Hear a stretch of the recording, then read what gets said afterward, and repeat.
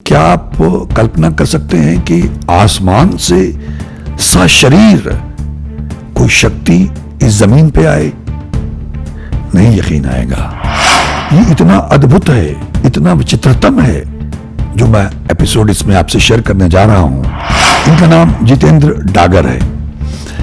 ये नास्तिक आदमी है और सिरे के नास्तिक हैं। उसको आवाजें आती थी, कोई परी लोक से कोई आत्मा आना चाहती है, कोई पवित्र जगह बताओ, कोई साफ सुथरी जगह बताओ, ऐसी आवाजें आती थी, लेकिन इनकोहेरेंट थी। तो धड़ाम से एक बॉडी उनके सामने आके गिर गई। उनको शुरुआत में लगा कि किसी ने ऊपर से छलांग लगाई आत्महत्या करने के लिए। आदमी बड़ा विचित्र था, मतलब वो यहां का लग नहीं रहा था उनको।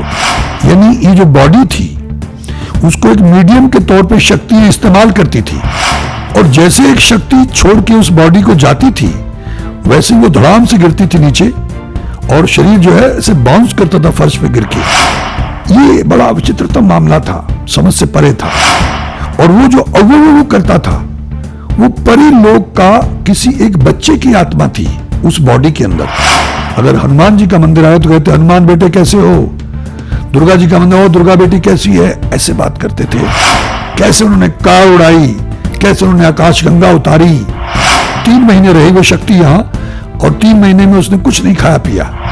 और कैसे उन्होंने लताड़ा कि जिनको मंदिर में रखना चाहिए उनको ड्राइंग रूम की शोभा के लिए रखा हुआ है, और मंदिरों में ठग चोर उचक्के बैठा रखे हैं। क्या क्या घटनाएं घटी, अद्भुत, अपरिभाषित, विचित्रतम, मतलब बियॉन्ड लॉजिक। आप एक्सप्लेन नहीं कर सकते, तर्क से परे हैं सब। लेकिन कमाल की बात यह है कि ये बातें आपको कौन बताएगा? एक नास्तिक, एक साइंटिफिक ब्रेन जो फिजिक्स को मानता है, लेकिन वो आपको बताएगा। ये मिस्टर जितेंद्र डागर आपको बताएंगे कि कैसे फिजिक्स के सारे लॉज उनके सामने धराशायी हो गए। आसमान से आए थे और स्पेस में ऐसे चले गए, इनके सामने, इनकी आंखों के सामने ऐसे जाते गए और स्पेस में लुप्त हो गए। ये अद्भुत है, बियॉन्ड लॉजिक है, तर्क से परे है, विचित्रतम है कि हम कितने बौने हैं, हमारा ज्ञान कितना सीमित है, और ये ब्रह्मांड कितना असीम है जिसके बारे में हम सोच नहीं सकते, हमारी कल्पना से परे है।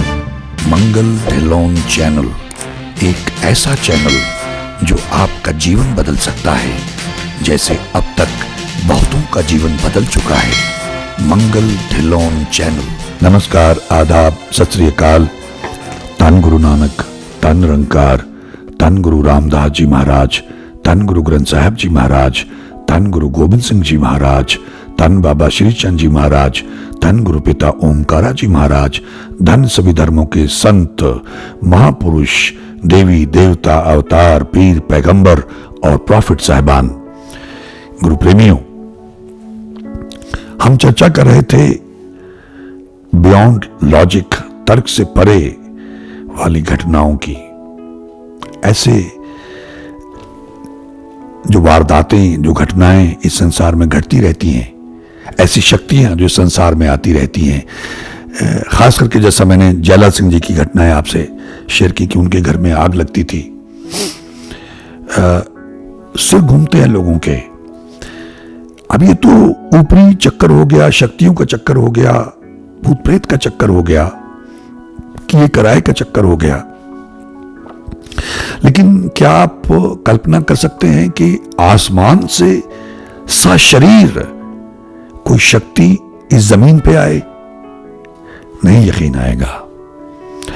कितनी भी कोशिश कर लें, ये इतना अद्भुत है, इतना विचित्रतम है, जो मैं एपिसोड इसमें आपसे शेयर करने जा रहा हूं। इसके कुछ एक एपिसोड्स बना के मैं आपसे शेयर करूंगा। आप कल्पना नहीं कर सकते हैं। जब मैंने सुना, और देखिए कमाल की बात है कि जिस सज्जन को मैं आपके रूबरू कराऊंगा, ये बहुत देर तक रोके रखा इसको मैंने, क्योंकि मैं एक और सज्जन का इंटरव्यू करना चाहता था जो आस्तिक हैं, लेकिन उन्होंने इंटरव्यू देने से इनकार कर दिया। उनकी अपनी कोई मजबूरी होगी, हालांकि वो बहुत मेडिटेशन करते हैं। डॉक्टर टाकिया उनका नाम है, पानीपत के रहने वाले हैं वो, राकेश टाकिया, जिनका मैंने इंटरव्यू किया। ये नास्तिक हैं। इनका नाम जितेंद्र डागर है। ये नास्तिक आदमी है और सिरे के नास्तिक हैं। लेकिन विचित्रतम बात, और इनका इंटरव्यू करने के लिए मैं इनके साथ घूमता रहा और इनका इंटरव्यू मैंने ऋषिकेश में जाके किया। डॉक्टर टाकिया भी साथ में थे, उनका इंटरव्यू करना चाहता था लेकिन नहीं हो पाया। उनके मित्रों से भी कहलाया, मैंने भी उनको कन्विंस करने की कोशिश की, लेकिन मालिक की मर्जी, उनकी मर्जी, तो उन्होंने इंटरव्यू देने से इनकार कर दिया, बहाने करते रहे और इसके लिए कई साल गुजर गए।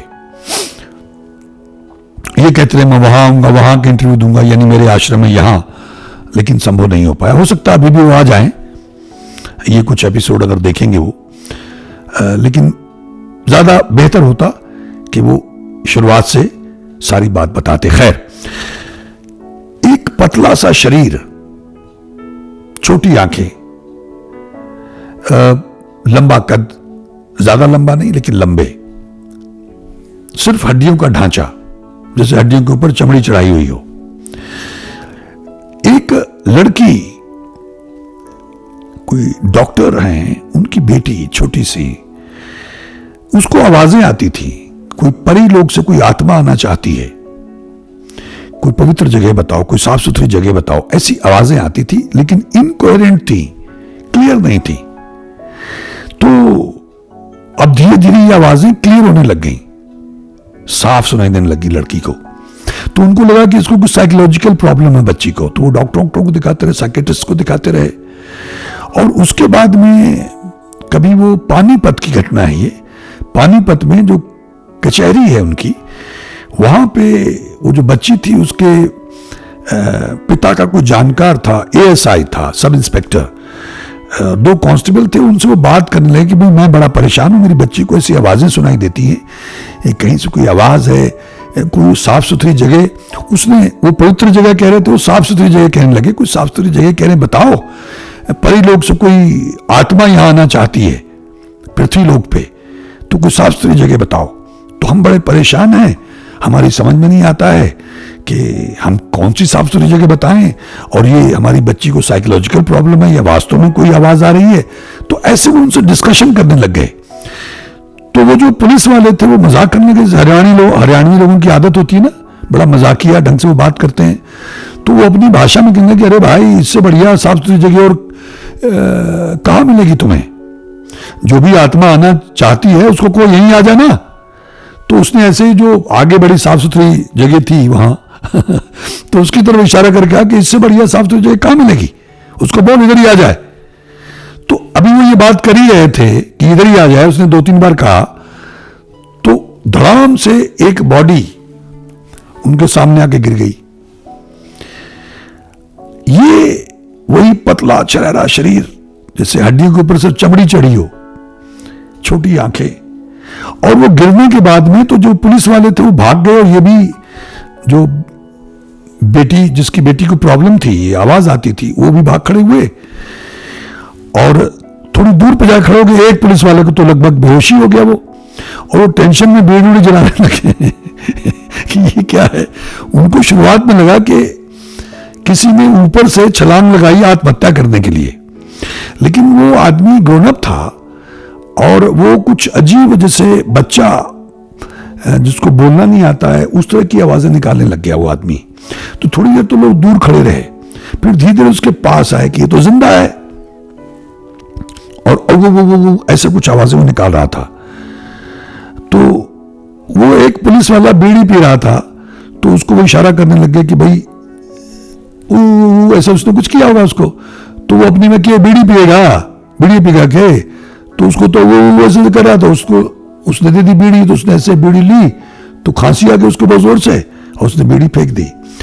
ये घटनाक्रम हुआ। अब उन्होंने उसके देखा कपड़े उपड़े जो उसने पहने हुए थे, तो उसमें कुछ निकला नहीं, तो उनकी समझ नहीं आया कि ये क्या चीज है। और आदमी बड़ा विचित्र था, मतलब वो यहां का लग नहीं रहा था उनको। तो पहले तो पुलिस वाले, उनकी समझ में, उनको लेके कहां जाए, तो उसको लेके वो जो बेटी का पिता था जिसको ये आवाज है, वो तो चले गए डर के मारे कि ये क्या केस है, ये क्या झमेला पड़ गया। और ये उसको गाड़ी में लेके घूमते रहे पानीपत में काफी देर तक। शाम हो गई तो उस सब इंस्पेक्टर के दिमाग में पता नहीं क्या बात आई, तो उसने कहा यार इसको मैं अपने घर ही ले जाता हूं, कि मामला तो बड़ा ही अद्भुत लगता है कुछ। तो वो अपने घर पे ले गए। ये मैं आपको ब्रीफली बता रहा हूं, डिटेल में ये जो नास्तिक सज्जन हैं जितेंद्र डागर, इनसे जो कुछ मैं जान पाया ये बताएंगे आपको, और मैं अपने ढंग से अगर एक्सप्लेन करने की कोशिश करूंगा कि जरूरत पड़ी तो वो अपने घर पे ले गया और उसके घर पे तकरीबन वो 1 महीना रही शक्ति। अब हम इनसे शुरुआत करते हैं, क्योंकि अभी हिंदी में बताएंगे कि कैसे वो शक्ति 1 महीना उनके घर में रही और कैसे लोगों को पता लगने लग गया कि वहां कोई शक्ति आई हुई है, और कैसे उनके अंदर, यानी ये जो बॉडी थी उसको एक मीडियम के तौर पे शक्ति इस्तेमाल करती थी। एक ये जिसकी बॉडी थी, ये कोई करण थे, पुरोहित, पता नहीं कौन सी सदी में कोई राजा थे राजस्थान में, ये उनके राज पुरोहित थे, ये उनकी बॉडी थी। और जब कभी वो उनकी आत्मा प्रवेश करती तो बहुत खांसते रहते थे, उनसे बात नहीं होती थी और बहुत वृद्ध थे। लेकिन उसके अलावा एक कोई शक्ति आती थी, सूत्रधार की तरह बात करती थी, और जैसे एक शक्ति छोड़ के उस बॉडी को जाती थी वैसे ही वो धड़ाम से गिरती थी नीचे, और शरीर जो है ऐसे बाउंस करता था फर्श पे गिर के, और कुछ सेकंड्स में दूसरी शक्ति प्रवेश करती थी, और उसकी भाषा अलग होती थी, हाव भाव अलग होता था, और वो जिस तरह की जरूरत थी उस तरह से जवाब देने शुरू कर देती थी। ये बड़ा विचित्रतम मामला था, समझ से परे था। अब कैसे लोग वहां आने लग गए, और वो जो वो करता था वो परी लोग का किसी एक बच्चे की आत्मा थी उस बॉडी के अंदर। तो वो उस तरह की आवाजें, बच्चा उस बॉडी को रिवाइव करने के लिए, जिंदा रखने के लिए, जीवित रखने के लिए किसी न किसी की आत्मा को उसके रहना पड़ता था, और उस परी लोग के बच्चे को इर्द गिर्द पहरा था। नकारात्मक शक्तियां उसको ग्रैब करना चाहती थी, तो सिक्योरिटी मिली हुई थी उसको। और कैसे वो 1 महीना इनके घर में रही ये बॉडी, और कैसे लोग आए, उनका इलाज होने लग गया, क्या क्या घटनाएं घटी, अद्भुत, अपरिभाषित, विचित्रतम, मतलब बियॉन्ड लॉजिक, आप एक्सप्लेन नहीं कर सकते, तर्क से परे हैं सब। लेकिन कमाल की बात यह है कि ये बातें आपको कौन बताएगा? एक नास्तिक, एक साइंटिफिक ब्रेन जो फिजिक्स को मानता है, लेकिन वो आपको बताएगा। ये मिस्टर जितेंद्र डागर आपको बताएंगे कि कैसे फिजिक्स के सारे लॉज उनके सामने धराशायी हो गए। इस शक्ति ने धराशायी किए। जब वो चलते थे इनके साथ में, अगर हनुमान जी का मंदिर आया तो कहते हनुमान बेटे कैसे हो, दुर्गा जी का मंदिर हो, दुर्गा बेटी कैसी है, ऐसे बात करते थे। कैसे उन्होंने कार उड़ाई, कैसे उन्होंने आकाशगंगा उतारी, मतलब अद्भुत, कैसे एक लड़की को राख करके जीवित कर दिया, एक कार उड़ने लग गई, कैसे एक मूर्ति बड़ी आ गई, मंदिर छोटा था और वो बड़ी मूर्ति, मुहूर्त निकला जा रहा था, और कैसे वो मूर्ति 1 सेकंड में ऐसे उसके अंदर फिट कर दी। कैसे परियां आती थी परी लोग से, और डॉक्टर टाकिया के घर में बच्चों ने वो परियां देखी। कैसे वो परी लोग का बच्चा पेंटिंग करता था, इन्होंने सामान लाके उसने मांगा, उसको दिया, पेंटिंग करता था। कैसे परियां उसको लेने आ गई और वो छत से ऐसे भागने वाले ने दौड़ के उसको पकड़ा, रोका, मतलब अद्भुत।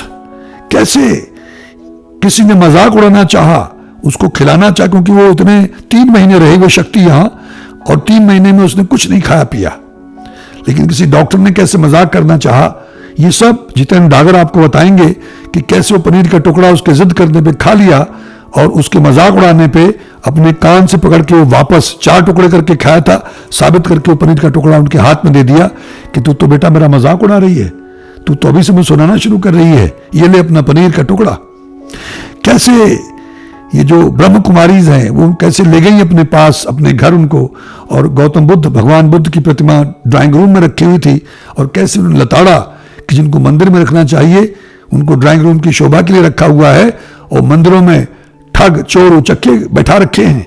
मतलब सारे जो हमारे भ्रम है कैसे उन्होंने तोड़े, ये श्रृंखला हम आपके साथ शुरू करेंगे, और जितेंद्र डागर जी आपको एक्सप्लेन करेंगे। मैंने इनको जितना मैं पूछ सकता तो सारे सवाल पूछे, और यदि संभव हुआ तो मिस्टर जो डॉक्टर टाकिया हैं उनसे भी हम इंटरव्यू करके आप शेयर करेंगे। ये अद्भुत है, अपरिभाषित है, और उन्होंने बियॉन्ड लॉजिक है, और उन्होंने बताया कितने लोग हैं। हम लोग 3 लोग कहते हो, कहते 3 लोग नहीं है, इसके बारे में भी जानकारी देके गए। आसमान से आए थे, और स्पेस में ऐसे चले गए, इनके सामने, इनकी आंखों के सामने ऐसे जाते गए और स्पेस में लुप्त हो गए। ये अद्भुत है, बियॉन्ड लॉजिक है, तर्क से परे है, विचित्रतम है जो हम आपसे शेयर करने जा रहे हैं। ये कितने एपिसोड बनते हैं आने वाला टाइम में देखेंगे, लेकिन आप लोग इनको सुने, कैसे खाटू श्याम जी आके बात करते थे और कैसे इनका अपना व्यक्तिगत अनुभव जिसको देख के ये दंग रह गए, लेकिन फिर भी क्योंकि इतने बड़े नास्तिक थे, इतना साइंटिफिक ब्रेन था कि इन्होंने उनके पांव पकड़ के, ऐसा नहीं कि ढह पड़े हों कि जाने नहीं देंगे, इनके मन में ये संदेह बना रहा कि हमें कोई बेवकूफ तो नहीं बना रहा है। ये थ्रू आउट यही कहते रहे कि मुझे लगा, मैंने कहा आपने पांव नहीं पकड़े उनके, कि नहीं मेरा मन तो किया, लेकिन फिर मन में आया कहीं कोई बेवकूफ तो नहीं बना रहा, इसलिए मैं रुक जाता था। तो एक से एक विचित्रतम घटना ये आपसे शेयर करेंगे, आप देखें और ये जानकारी हासिल करके अपने ज्ञान में वृद्धि करें और ये सोचना और समझना शुरू करें कि हम कितने बौने हैं, हमारा ज्ञान कितना सीमित है और ये ब्रह्मांड कितना असीम है जिसके बारे में हम सोच नहीं सकते, हमारी कल्पना से परे है। इसलिए उस मालिक के सामने हमें नतमस्तक होना चाहिए, उसका पाठ जाप करना चाहिए, उसका नाम जपना चाहिए, उसका धन्यवाद करना चाहिए, उससे माफियां मांगनी चाहिए, प्रायश्चित करना चाहिए, अपने अपने धर्म के मुताबिक रात को रिपीट पे लगा के उसकी वाणी, उसकी उस्तत, उसकी शोभा को सुनना चाहिए, दया करनी चाहिए, तभी हमारा उद्धार हो पाएगा। वरना हम जब आगे पहुंचेंगे तो हम मुंह दिखाने लायक नहीं रहेंगे, सिवाय डिमोशन के, पछतावे के हमारे पास और कुछ भी नहीं होगा। तो आप सुनिए जितेंद्र डागर जी को और उससे सीखें और आगे बढ़ें इस अध्यात्म के मार्ग पर अपना उद्धार करने के लिए, इस आवागमन के कुचक्र से छुटकारा पाने के लिए। फ्रेंड्स, मेरा नाम जितेंद्र डागर है। मैं यहाँ पे एक एक्सपीरियंस शेयर करने वाला हूँ जो बीइंग ए साइंटिफिक पर्सन और बीइंग ए साइंस स्टूडेंट मेरे लिए, मेरी लाइफ के साथ जो गुजरा वो बड़ा अजीब सा था। अब से कुछ टाइम पहले मैं अपने फ्रेंड्स के साथ फूड सप्लीमेंट्स पे काम कर रहा था। हम लोग उस पर रिसर्च कर रहे थे कि डिजीज़ के अंदर न्यूट्रिशन का क्या रोल है और क्या न्यूट्रिशन दे के हम बीमारियों को ठीक कर सकते हैं, और ऐसी कुछ बुनियादी ज़रूरत है हमारी ज़िंदगी की भागदौड़ में और दो पैसे की रेट रेस जिसे बोलते हैं, उसमें हम लोग उलझे हुए थे। और एक चीज़ से जिससे मैं बचपन से बड़ा एडमेंट रहा हूँ वो एक चीज़ है फ्रॉड बाबा, ठग बाबा लोग, भगवान की बात करने वाले लोग, वो लोग जो भगवान की बात करके अंधविश्वास फैलाते हैं, लोगों को डराते हैं, उनसे पैसे ऐंठते हैं और इस बहाने वो ऊपर वाले को साबित और सिद्ध करने की कोशिश करते हैं जिससे वो लोग पैसा कमा सकें। तो ठग बाबाओं की ये सब सुन के, इन अंधविश्वास के और इन चीज़ों का मैं बहुत बाहर था। कोई सत्संग की बात करे मुझे सुनना पसंद नहीं, आज भी नहीं है। कोई और किसी चीज़ की बात करे ऐसे अंधविश्वास में, मंदिर मन्नतों में, तो वो विश्वास मेरा कहीं से कहीं तक भी नहीं था। एक तरीके से कह सकते हैं मैं नास्तिक नहीं था, लेकिन आज की जो वास्तविक वर्ग में आस्तिक माना जाता है उनमें से कुछ नहीं। बीइंग ए हिंदू, किसी गंगा जी स्नान में मेरा कोई आस्था नहीं थी, किसी मंदिर में, किसी मस्जिद में ऐसी कोई आस्था नहीं थी। मत्था टेकना, इज्जत करना सब धर्मों की वो एक फ़लसफ़ा था जो बीइंग एन एजुकेटेड पर्सन और बीइंग ए साइंस स्टूडेंट मैं समझता था कि ज़रूरी है। हर धर्म की इज्जत करिए, हर व्यक्ति में फेद रखिए, हर चीज़ों में विश्वास रखिए, लेकिन अंधविश्वास को प्रमोट कहीं से कहीं तक मत करिए। जब कोई व्यक्ति भूत प्रेत की बातें करे तो उन पर हंसिए, जब कोई व्यक्ति समझ के बाहर की बातें करे तो उन पर हंसिए, क्योंकि न्यूटन के थर्ड लॉ और वेलोसिटी और वेक्टर लॉस पढ़ के जो कुछ समझ में आता हो तो उनसे एक चीज़ समझ आती है, ये चीज़ एग्जिस्ट नहीं कर सकती। लेकिन फिर वाकया जब मैंने बताया कि हम लोग कोई कमीशन के पड़े थे, बिजनेस का दौर था, कुछ परेशान थे और वैसे भी बड़ी सारी अच्छी चीज़ें भी थी, दोनों चीज़ें चल रही थी। उस समय पे एक फ्रेंड से पता लगा कि उनकी मुलाकात किसी शख्सियत से हुई है जिनका नाम, उस शख्सियत ने अपना नाम करण पंडित जी बताया, जिनका बैकग्राउंड हम लोगों को नहीं मालूम, वो कौन थे, कहाँ से आए थे, क्या था, लेकिन उन्होंने बताया मेरे को कि किसी ऐसी शख्सियत से उनकी मुलाकात हुई है। उन्होंने इच्छा जाहिर करी कि मैं भी उनसे मिलूं, उनसे बातचीत करूं, क्योंकि एक अलग आध्यात्मिक लेवल की एक बड़ी चमत्कारिक शख्सियत थी। इस वीडियो को शूट करते हुए भी मैं उन सवालों के जवाब ढूंढ रहा हूं जो मेरे सामने आए। ना किसी प्रकार का अंधविश्वास, ना किसी प्रकार का विश्वास, ये वो तजुर्बा है जो मेरे आंखों के सामने गुजरा, जो आज भी जहन में वो जब जब उभरता है तो बड़ा अजीब सा लगता है। उस टाइम पे भी बहुत अजीब सा था और साइंस स्टूडेंट होने के नाते मैं ना तब बिलीव कर पाया, ना आज बिलीव कर पाया, लेकिन बुद्धि ज़रा सी सुन्न है, दिमाग जो है वो ज़रा सा सुन्न है। कारण ये है कि बिलीव कर पाऊँ या ना कर पाऊँ, आंखों देखा सब कुछ सामने हुआ वो भी तो झूठ नहीं हो सकता। मकसद बताने का ये है कि अगर कोई खोजबीन है साइंस के नज़रिए से तो वो साइंस खोजे, लेकिन एक ऐसी चीज़ जो मैं किसी किताब में नहीं पढ़ा, जितनी भी स्टडीज़ करी कोई गूगल पे उसके बारे में जिक्र नहीं है, जितनी साइंटिफिक स्टडी है किसी किताब में मैं पढ़ नहीं पाता, कहीं पे जिक्र नहीं है। एक अजीब सी सिचुएशन, एक अजीब सी चीज़, चमत्कार अगर कहें, अगर उन शब्दों का चमत्कार है तो बहुत बड़े चमत्कार मेरे जीवन में घटित हुए। और कम से कम आज एक दर्जा तो ज़रूर है कि अगर व्यक्ति उनसे बड़ा चमत्कार करे तो शायद मैं उस व्यक्ति की धर्म के बारे में कोई बात सुन सकता हूँ, लेकिन इतने चमत्कार तो देख चुका हूँ जो कम से कम समझ और साइंस की, मेरी साइंस के तो बाहर कम से कम है। बाकी कोई समझा सके तो वो एक अलग बात होगी। अंधविश्वास की बात मैं नहीं कर रहा, लेकिन आंखों देखे को नकारा नहीं जा सकता। जिन शख्सियत की बात हुई, जब मैं उनसे पहली दफ़ा मिला तो मुझे बताया गया था कि उस शरीर के अंदर अलग अलग प्रकार की शक्तियाँ, आत्माएं, देवी देवताएं जिनको हमने सुना है जाना है, वो प्रवेश करती हैं, वो निकलती हैं, ऐसी सब चीज़ें होती हैं। तो बड़ा अजीब सा था सुनने में, बड़ा अंदर ही अंदर मैं हंसा भी था कि आज की समाज में भी शिक्षित लोगों को पागल बनाना कितना आसान है। थोड़ी सी एक्टिंग करिए, थोड़े से एक्सप्रेशन चेंज करिए, और एक पढ़ा लिखा व्यक्ति भी बड़ी आसानी से इस देश में मूर्ख बनाया जा सकता है। वो भी ये मजबूर हो जाता है कि मंदिर मस्जिद की मूर्तियों के पीछे शख्सियतों का कुछ सच है। और ये भी बताया गया कि ज़्यादातर उस शरीर में एक बच्चे की जो आत्मा है वो रहती है, और उस समय बच्चों की तरह बिहेव करता है। लेकिन कई बार कोई भी शख्सियत आ जाती है, कोई भी शक्ति उस शरीर में आ जाती है। जब मेरी उनसे पहली मुलाकात हुई तो उस समय उसी बच्चे की आत्मा थी एज पर देम, और मेरे अनुसार वो व्यक्ति कोई ISI सर्टिफाइड पागल था। उसका दिमाग खराब था, वो मेंटली इल था, जिसे मानसिक रोगों के इलाज की ज़रूरत थी। विक्षिप्त तरीके से विक्षिप्त व्यक्ति था, जिंदगी में नज़दीक नहीं बिठाया जा सकता था। भयानक तौर पे मैं अंदरूनी डर भी रहा था कि ऐसे पागलों के अंदर किसी का विश्वास है, ऐसा ना हो मेरे को कोई हानि पहुंचा दे, क्योंकि हरकतें बच्चे जैसी थी और शरीर जो था 6 फुट 2 इंच रहा होगा तकरीबन, शरीर एकदम सूखा हुआ। ऐसे 6 फुट 2 इंच का व्यक्ति जब बच्चों जैसी हरकतें करे, बोलना आ करे और इशारे करे तो डर लगता है। और बीइंग इंसान, बीइंग ए ह्यूमन बीइंग में बहुत डरा था और डर भी लगा। उसके बाद पहली मुलाकात में मैंने सिरे से खारिज कर दिया और देश के अंधविश्वास को सैल्यूट किया कि यहाँ कैसे कैसे एक्टरों में भी लोग श्रद्धा रख लेते हैं। समय गुजर गया, उससे 3-4 दिन बाद जो मित्र मेरे फिजियोथेरेपिस्ट थे वो कमर दर्द में महारत हासिल करते हैं। मेरे एक और मित्र हैं दिल्ली से, उनकी कमर में अचानक दर्द उठा। तकरीबन रात के 10:30 बजे थे, उन्होंने मुझे फ़ोन किया तो मैंने कहा कि कल उन मित्र को मैं दिल्ली बुला लूँगा। तो उन्होंने कहा नहीं, मेरे से सहन नहीं हो रहा, हम लोग पानीपत ही जाएंगे। तो मैंने कहा जी फ़िलहाल मैं सोनीपत हूँ, आप एक काम कर सकते हैं, गाड़ी उठा के आ सकते हैं, और गाड़ी उठा के आते हैं तो मैं उनके घर ले जाऊँगा, कमर दर्द का जो भी है आपका थेरेपी मैं करवा दूँगा। जब उन्होंने आने की बात करी तो मेरे दिमाग में सबसे ज़्यादा बड़ा डर ये था कि जिस व्यक्ति से मैं इनकी पहली मुलाकात करवाने जा रहा हूँ उस व्यक्ति के साथ वो पागल बाबा भी मिलेगा, मूर्ख इंसान भी मिलेगा, और मेरा बड़ा मजाक उड़ेगा जब लोग देखेंगे कि भैया ये ऐसे ऐसे पागलों को जानता है जो ऐसे ऐसे गधों में इंटरेस्ट रखते हैं और ऐसे ऐसी शख्सियतों में विश्वास रखते हैं। तो छवि का बहुत डर था। बड़ा भयंकर लगा कि एक साइंस स्टूडेंट का कितना बड़ा मजाक उड़ेगा कि व्यक्ति भी ऐसी किसी उसमें आस्था रखता है। इसी कश्मकश में मेरे पास पहुंच गया और हम लोग भी पानीपत जा पहुंचे। थोड़ी सी बातचीत के दौरान मैंने ऊपर वाले से दुआ मांगी कि वो पागल बाबा नीचे ही रही और हम ऊपर से ट्रीटमेंट कराएं, और फटाफट वहाँ से तुरंत निकल भागे। मैं नीचे बैठ गया, जो मेरे मित्र थे उन्होंने उनको थेरेपी देना स्टार्ट करा। जब थेरेपी देना स्टार्ट करा तो एकदम से दिल दुख दुख करने लगा, क्योंकि वही पागल बाबा ऊपर की तरफ भाग लिया। जब भागे तो मैं बड़ा परेशान था और मैंने कहा कि अब तो बिल्कुल जिस चीज़ को मैं बचाने की कोशिश कर रहा था अपनी छवि को खो दी।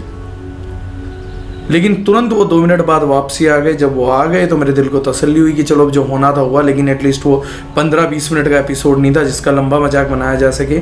1-2 मिनट तो मैं शायद बोदर भी कर सकता हूँ।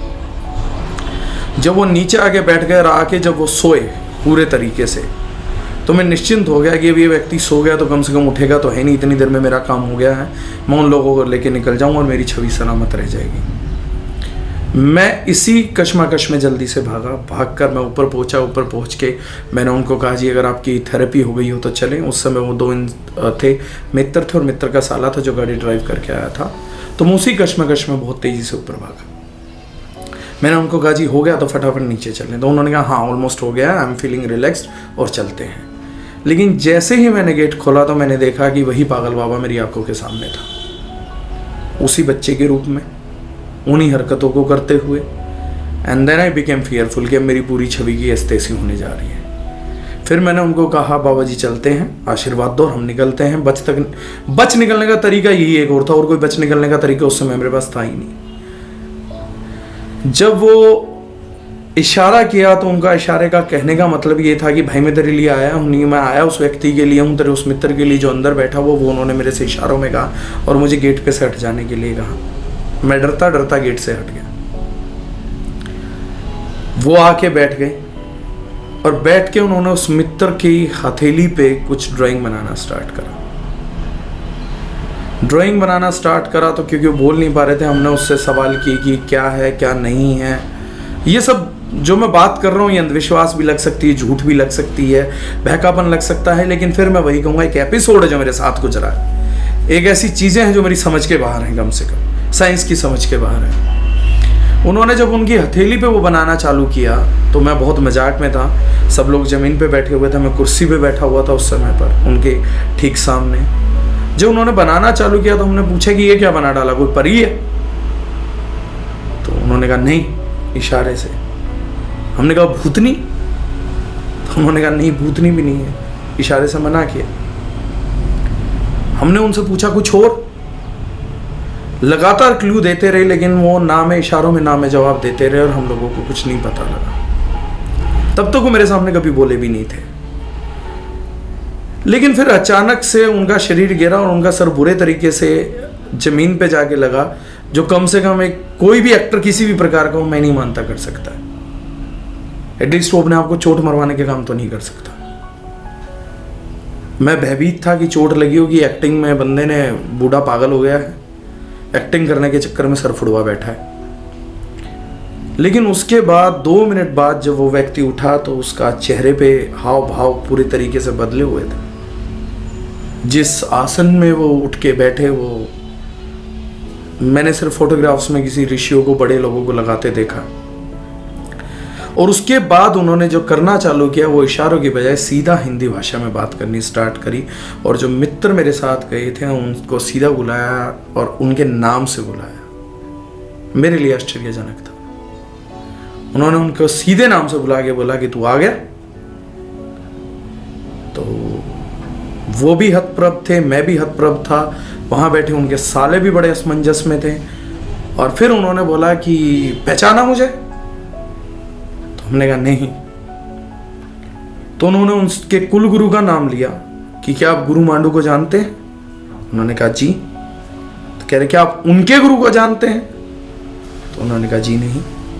तो उन्होंने कहा मैं उनका गुरु हूँ। उन्होंने अपना नाम जोगीनाथ बताया और जोगीनाथ बताने के साथ उन्होंने बताया कि वो कभी राजस्थान से रहे हैं और वो उनका जो वंश है वहीं से चला है। और उन्होंने कहा कि मैं जवाब देने आया हूँ कि वो बाल रूप ने जो पेंटिंग तेरे हाथ पे बनाई थी, जो ड्राइंग तेरे हाथ पे करी थी, वो था क्या? तो उन्होंने उनको बताया कि वो किसी तरीके से किसी भाषा में डंकनी बोलते हैं, वो डंकनी थी।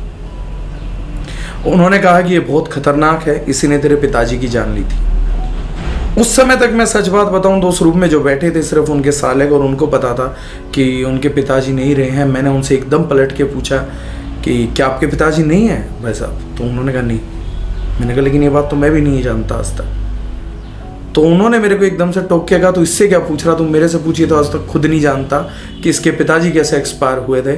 जब ये पूछा था तब तो इसके पिताजी की डेड बॉडी मिली थी, तो आज तक कातिलों को ढूंढता फिर रहा है। बात में मुझे सच्चाई ज़्यादा नज़र नहीं आई, लेकिन इस बात में सच्चाई थी कि वो व्यक्ति बिना बात करे, बिना किसी का नाम जाने, इस बात को ज़रूर जानता था कि उनके पिताजी कहाँ मृत पाए गए थे, किस अवस्था में मृत पाए गए थे, वो डेड बॉडी लेने के लिए कैसे पहुंचे थे, और जो घटनाओं का विवरण उन्होंने जिस बारीकी से दिया, तो वो कुछ बारीकी इस प्रकार थी कि जैसे किसी व्यक्ति ने खड़ा होकर अपनी आंखों के सामने ये सब कुछ देखा है।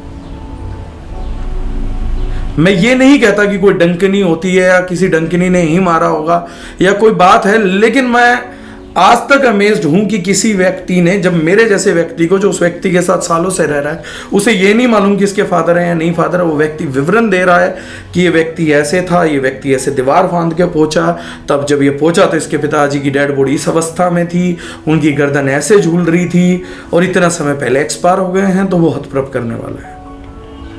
और ये सब मेरी आंखों के सामने हुआ। उसके बाद उन्होंने बताना चालू करा, आगे बहुत सारी चीजें और बताई। हम लोगों को ये मालूम नहीं था कि पानीपत जैसे शहर में किसी पीर कलंदर बाबा की दरगाह है। वो पहली बार उन्होंने बताया, और वो भी इतनी फेमस चीज है, ये पहली बार पता लगी। कोई पैसा उन्होंने नहीं लिया, इसलिए थोड़ा विश्वास हुआ, क्योंकि कोई भी व्यक्ति एक्टिंग करेगा, ड्रामा करेगा, कोई मकसद तो पीछे रखेगा। लेकिन एक व्यक्ति से जब हमने पूछा कि क्या हम इनको श्रद्धानुसार भी कुछ दे सकते हैं, तो वो व्यक्ति ने जवाब दिया कि देने वाले हम लोग हैं, तुमसे क्या लेंगे भाई, जो चाहिए वो बताओ, देते तो हम हैं, तुम्हारी क्या औकात कि तुम दे दोगे। पता लगा कि वो खाना भी नहीं खाते थे। अद्भुत सी, अजीब सी बातें हैं। आज भी सोच रहा हूँ और बोल रहा हूँ तो अजीब सा लग रहा है कि क्या जो मैं बोल रहा हूँ मैंने सच में देखा भी है, या कहीं ऐसा तो नहीं दिमाग में कोई फितूर कभी घुस गया हो। लेकिन तकरीबन 2 महीने देखा तो फितूर नहीं हो सकता। उसके बाद थोड़े से असमंजस में, थोड़ी सी अजीब सिचुएशन में, एक चीज की जिज्ञासा जागी कि कुछ और जानते हैं इस चीज के बारे में, ये और क्या बता सकते हैं, क्या जानते हैं, कितनी पहुंच है, क्या ताकत हो सकती है, बियॉन्ड साइंस है, अमंग साइंस है, कोई रूल फॉलो करते हैं, क्या है, कितना बड़ा अंधविश्वास, और आखिर में कब तक ये अपनी मॉनेटरी ज़रूरतों को सामने नहीं रखेंगे, कब तक ये व्यक्ति ये नहीं कहेगा कि मुझे पैसा नहीं चाहिए, कब फाइनली वो आएगा कि ये कहेंगे ये श्रद्धा से कुछ भी चढ़ा दो और कुछ नहीं तो मेरा एक छोटा सा मंदिर ही बनवा दो। इन सब डाउट्स को दिमाग में रखते हुए उस दिन हम लोग वहाँ से निकल आए। डंकनी से पीछा छूटेगा, उन्होंने कहा कि डंकनी से पीछा छूटने का कोई उपाय नहीं है, अगर मैं शक्ति हूं, मैं ताकत हूं, परमात्मा है तो कोई इसके उपाय नहीं करने। उन्होंने सिंपल सी बात कही कि डंकनी को हमने कलंदर पीर की दरगाह पे ले जाके बांध दिया और उसके लिए छोटा सा काम है, आगे का मसला वो लोग अपने आप हल कर लेंगे, वहां पर ऐसे मसले हल होते हैं, आप सिर्फ पीर कलंदर बाबा की 5 थर्सडे 5 चद्दर चढ़ा दीजिएगा। अपने लिए कुछ नहीं मांगा, कोई लंबा चौड़ा उपाय नहीं बताया, कोई चीज़ नहीं कही। उन्होंने कहा जी बस इतना सा कर्म है जो आपको करना पड़ेगा, और इतना सा कर्म आप करते हैं तो ये चीज़ें फिर किसी भी तरीके से आपको नुकसान नहीं कर पाएंगी। उन्होंने उनके बिजनेस के हुए लॉसेस के बारे में भी बताया। वो व्यक्ति जिसे मैं शक्ल से देख के महान पर डिक्लेयर कर सकता हूं, वो व्यक्ति जिसे मैं हर लिहाज से नॉन साइंटिफिक डिक्लेयर कर सकता हूं, अचानक से वो व्यक्ति एक एप्पल आईफोन मांगता है, एप्पल आईफोन हाथ में लेता है, उसका लॉक नहीं पूछता, अपने आप अनलॉक कर देता है। बड़ा डरावना सा था। उसके बाद वो गैलरी कहाँ है ये नहीं पूछता, गैलरी में घुस जाता है, वो फोटो जूम कर लेता है। उस मित्र के जिस परिवार को, जिस बच्चे को मैंने कभी नहीं देखा, वो व्यक्ति उसको आइडेंटिफाई करके बोल देता, और मैं पूछता हूं ये कौन है, तो बोलते कि पुत्र है इनका। वो व्यक्ति उनसे पहले कभी नहीं मिला, मैं उनके पुत्र से कभी नहीं मिला, लेकिन वो व्यक्ति बोलते हैं इनका पुत्र है, ये इनकी वाइफ है। मोबाइल में फोटो ही वो खोलते हैं गैलरी में जाके, और बताते हैं कि इनका स्वास्थ्य थोड़ा सा खराब चल रहा है और मैंने इनको ब्लेस कर दिया, अब इनका स्वास्थ्य की भी कोई दिक्कत आपको नहीं आने वाली है। और इसके बदले वो कुछ मांगते नहीं है, ना कोई पाखंड, ना कोई पूजा पाठ, ना कुछ करने के लिए बोलते हैं। इस एपिसोड के बाद बस उसके बाद हम लोग उस रात वहां से निकल आते हैं। निकल आने के बाद साइंटिफिक माइंड, एक जिज्ञासु माइंड होता है, एक जिज्ञासु ब्रेन है, जिज्ञासा बहुत ज़्यादा बढ़ गई। एक अजीब सी चीज़ पहली बार ज़िंदगी में कम से कम मैंने अपनी आंखों के सामने देखी थी। जिज्ञासा स्वरूप मैं परिवार को लेके अगले दिन उनके पास दोबारा जा पहुंचा और मैंने परिवार को बताया कि मैं आप लोगों को एक अद्भुत चीज दिखाना चाहता हूं। एक अद्भुत व्यक्ति जो दावा करता है कि उसके शरीर में आत्माएं बदलती हैं, शक्ति आती हैं। जब मेरा परिवार वहां पहुंचा तो उस दिन तो मैंने सिर्फ एक ही एपिसोड देखा था जिसमें मैंने उनको 2 भाषाओं में बोलते हुए सुना था। एक भाषा हरियाणवी थी, एक हिंदी थी। नेक्स्ट डे जब मैं उनके पास उस समय पहुंचा तो उस समय भी जो था वहां पर जो बैठे हुए थे तो बच्चे की आत्मा के शरीर में नहीं थे। एज पर हिम, आत्मा कहिए या एक्टिंग कहिए, जो भी फलसफा कहना है, मैं सिर्फ वो एपिसोड सुनाना चाहता हूं जो मेरी आंखों के सामने घटा है। शब्दों का चुनाव कुछ भी हो सकता है। सेकेंड डे जब मैं पूछता हूं तो वह व्यक्ति इंग्लिश में बात कर रहा था।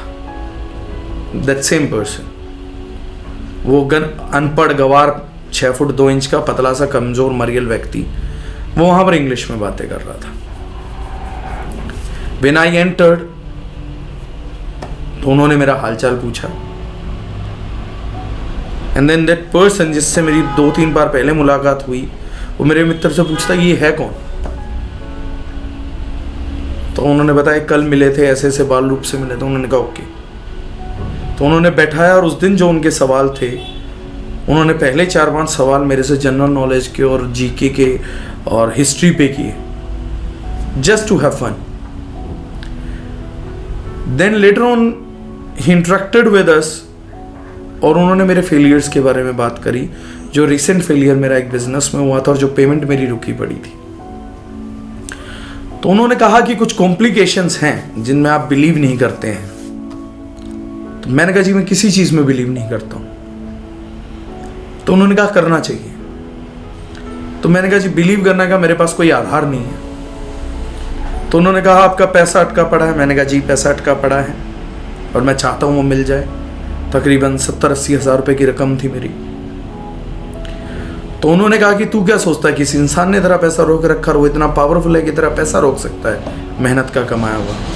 मैंने कहा जी फिलहाल मेरी आंखों के सामने ये वो व्यक्ति मेरे फ़ोन नहीं उठाता और मेरा पैसा उसने डेफिनेटली रोक रखा। कई बार बुलाया है, 5-5, 6-6 घंटे इंतज़ार कराया, मिलने नहीं आया, फ़ोन नहीं उठाता, फ़ोन पे बात नहीं करता और ऐसा तकरीबन 3 महीने से चल रहा है और थोड़ी सी परेशानी भी हो उस चीज़ को लेकर। तो उन्होंने कहा कि अभी ये शरीर एक और शक्ति को बुलाएगा और वो शक्ति आपके कुल देवता की होगी और जब वो आएंगे तो आप अपनी बातचीत को आगे बढ़ा सकते हैं, बातचीत कर सकते हैं और जहाँ तक सवाल है इन सवालों का जवाब आपके का वही देंगे। So we were waiting.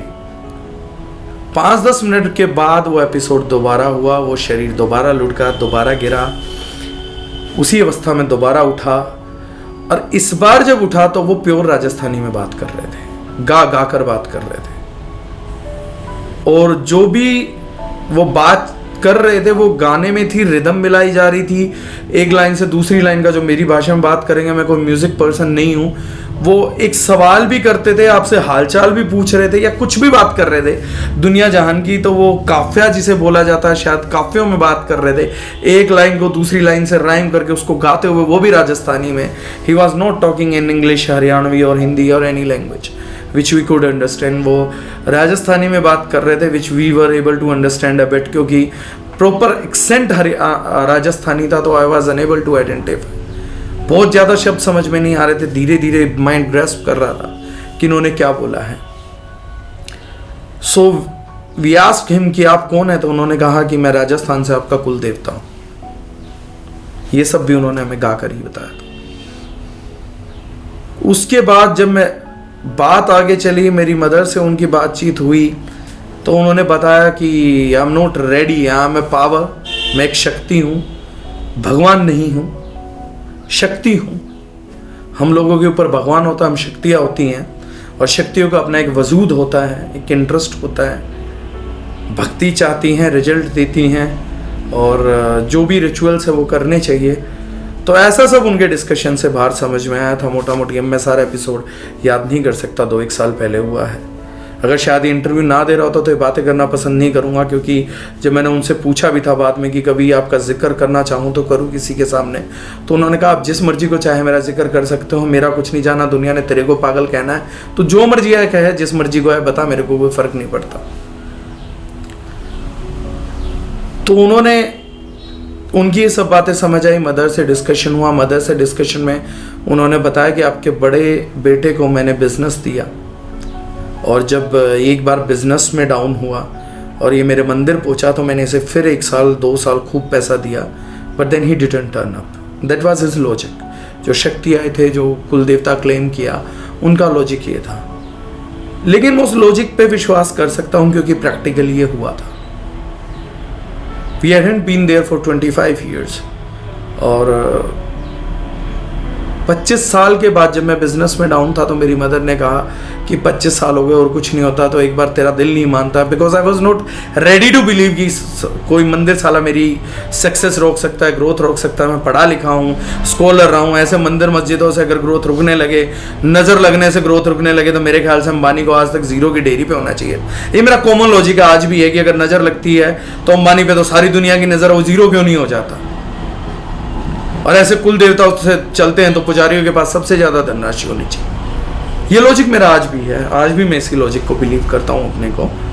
लेकिन अब कुछ और लॉजिक है जिन्हें मैं मानने लग गया हूँ इस लॉजिक के बावजूद, जो पहले नहीं मानता था। तो उन्होंने जो कहा वो सत्य था। जब मैं 25 साल बाद तकरीबन लौट के गया और उस मंदिर में मैंने दोबारा मत्था टेका तो नो डाउट मेरा बिजनेस चल निकला था। लेकिन ठीक उसके 1.5-2 साल बाद वो बिजनेस दोबारा कोलैप्स हो गया। उससे पहले उन्होंने बताया कि सर बिजनेस दिया और फिर मैंने बिजनेस बर्बाद किया, उसका एक रीज़न ये था कि हमारे उस कुल देवता के मंदिर में बाल चढ़ाने की प्रथा है, बच्चों की मुंडन करवाया जाता है। तो बहुत स्ट्रेंज था जो उस बाबा जी ने बताया था, जो उस शख्सियत ने बताया था। बड़ा अजीब है कि उन्होंने मेरी मदर को स्ट्रेट फॉरवर्ड एक बात बोल दी कि जब तू मुंडन कराने आई थी तो पहली बात ये कि सिर्फ बड़े बच्चे को लेकर आई और इसके आधे बाल चढ़ाए, आधे बाल चढ़ाए ही नहीं। ये तकरीबन 30 साल पुरानी बात थी जो मैं भी नहीं जानता था। ये वो बात थी जो शायद मेरे परिवार के कुछ सदस्य जानते होंगे, और यकीनन वो जो मित्र थे, जो भी नज़दीकी हो रहा था, उनमें से कोई भी नहीं जानता था। देन ही रिप्लाइड कि छोटे वाले को मैंने आज तक कभी सक्सेस दी ही नहीं है क्योंकि उसके बाल मेरे पास चढ़े ही नहीं। You disgraced me and I am not ready to give you success. And ये डरावना था सुनने के लिए। पूरी ज़िंदगी मैंने एग्ज़ाम्स में मेहनत करी, पूरी ज़िंदगी मैंने स्टडीज़ पे मेहनत करी। I read lot of books, I cracked engineering examination, I cracked engineering entrance, and then I did my BTech from Delhi, and I had a lot of hard work in my life. मैंने बहुत struggle किया, बहुत मेहनत करी। I was not ready to listen कि कोई चीज़ मेरे hard work को, मेरे टैलेंट को, मेरी स्टडीज़ को ओवरलुक कर सकती है। And when a person is talking to me like this कि भैया बाल नहीं चढ़े तो मैं दूंगा नहीं, तो बड़ा अजीब सा लगा, डरावना था मेरे लिए। लोग बोलते हैं मेहनत करो मिल जाएगा, लोग बोलते हैं ऐसा करो मिल जाएगा, लेकिन उस दिन ऐसा लग रहा था साला एक मंदिर नहीं गए तो सब खत्म हो गया। I had a setback in 2011 when my business collapsed in a very small age. तो बड़ा परेशान था मैं, at a very small age I lost my business। तो और उसका लॉजिक एक दिन निकल के आता है किसी अध पगले के थ्रू कि एक मंदिर में मत्था नहीं टेका भाई साहब, आपका बाल नहीं चढ़े तो आपका सब बर्बाद हो रहा है। And there are powers in nature who are not ready to give you your credit. Somehow I believed at that particular point of time, क्योंकि वो व्यक्ति थी 30 साल पुरानी बात बता रहा था जो कोई बता नहीं सकता था। Somewhere I was ready to believe, somewhere I didn't। मस्तिष्क कौन था? मस्तिष्क बोल रहा था ये ढोंगी अब भी ढोंगी है, चाहिए जो मर्जी बता दे। और मे बी इस ढोंगी को कोई मन पढ़ना आता होगा तो ये पढ़ के बता सकता है, तो इसमें कोई बड़ी बात नहीं है, ऐसी बेवकूफ़ी भरी बातें कर रहा है क्योंकि सोल्यूशन तो कुछ भी नहीं दे पा रहा। अल्टीमेटली ये उसी चक्कर में घुमा रहा है, बाबाओं वाले चक्कर में, मंदिर जाओ, ये करो वो करो। तो अजीब सा लगा। जब वो अजीब सी चीज़ें लगी तो छोटे ब्रदर का भी सामने था कि उसको कभी सक्सेस मिली नहीं है। He was struggling, he was giving examinations, कुछ एग्जाम्स क्लियर भी हुए लेकिन मंजिल तक नहीं पहुंचे। तो ये सत्य था कि उसने कभी नहीं कमाया था, मैं कमा के गवा चुका था। और यही वाक्य हमारे जीवन के उन्होंने दोहराए हमारे सामने। केक को सक्सेस मिलती है, छीन लेता हूँ, देता हूँ, छीन लेता हूँ, दूसरे को दे ही नहीं रहा। Then I raised him the question, जो उससे पहले जो पावर और जो भी पर्सनैलिटी उनकी बॉडी में थी, जिन्होंने मुझे बताया था कि तेरा पैसा उस व्यक्ति ने नहीं रोका हुआ, किसी शक्ति ने रोका हुआ है। तो I asked him a question कि भगवान आप वही व्यक्ति हो जिन्होंने मेरी पेमेंट रोक रखी है? So he said yes, of course yes. I laughed, I smiled, and I said, "Great." Then I asked him, "Okay, now what's the solution? Because I need payment after all. I am to this world. I had put a lot of hard work, so I need payment. I need monetary benefits." So he said, "Ki let's do one thing. You come to my temple again, और प्रसाद sir पे सवार के दे दीजिएगा और मैं समझूंगा कि मैंने अपना जो आपके केस थे वो स्वीकार कर लिया और उसके बाद life would be back on track. मैंने मदर को कहा लॉजिक तो ज़्यादा समझ पल्ले पड़ा नहीं, पर एक छोटी सी बात, अगर 400 किलोमीटर घूम के आने से, एक दिन का पिकनिक रखने से 250 किलोमीटर लगभग वो मेरे घर से पड़ता है प्लेस, नेटिव प्लेस। मैंने कहा अगर एक दिन 250 किलोमीटर की पिकनिक करने से मेरी 80,000 रुपये की पेमेंट निकलती है तो अच्छी पिकनिक होगी। Let's go once again. Family admitted and we traveled. When we traveled, उसके बाद मत्था टेका, and as soon as we were getting out of the limits of that particular pilgrim, जैसे हम उसकी हद के जैसे ही बाहर पहुंचे, मेरे फोन पे एक कॉल थी और उस व्यक्ति की थी जिस व्यक्ति ने मेरा पैसा रोक के रखा हुआ था। I picked it in a big surprise, excitedly. And that person replied to me, तेरा पैसा तैयार है भाई, आके ले जाइयो। And it was a great shock to me, or you can say it was the greatest coincidence I have ever received in my life कि मेरी 4 दिन पहले किसी पागल बेवकूफ़ गधे व्यक्ति से इंटरेक्शन होती है, एक बेवकूफ़ से अनपढ़ दिखने वाले मैले कुचैले से व्यक्ति से बातचीत होती है और वो अपने शरीर में किसी शक्ति को बुलाता है और आके कहती है भाई साहब आपके आधे बाल नहीं आए थे तो आधा सक्सेस है, दोबारा आएगा तो दे दूंगा और तेरा पैसा मैंने ही रोक के रखा हुआ है। But it was a huge coincidence कि मैं उसकी मत्था टेक के लिमिट के बाहर निकलता हूँ और मेरे को पैसा मिल जाता है। Next day I went there and surprisingly I got the payment. पैसा मिलने पे विश्वास थोड़ा मजबूत हुआ। आर्थिक व्यक्ति हूँ, इसके अलावा शायद विश्वास मजबूत होता नहीं, मेरी पेमेंट नहीं निकलती तो शायद उन्हें मानने वाला भी नहीं था। लेकिन हाँ, उस टाइम पेमेंट की नीड थी, पेमेंट मिली, जिस तरीके से बताया गया उससे मिली तो इंटरेक्शन बढ़ा।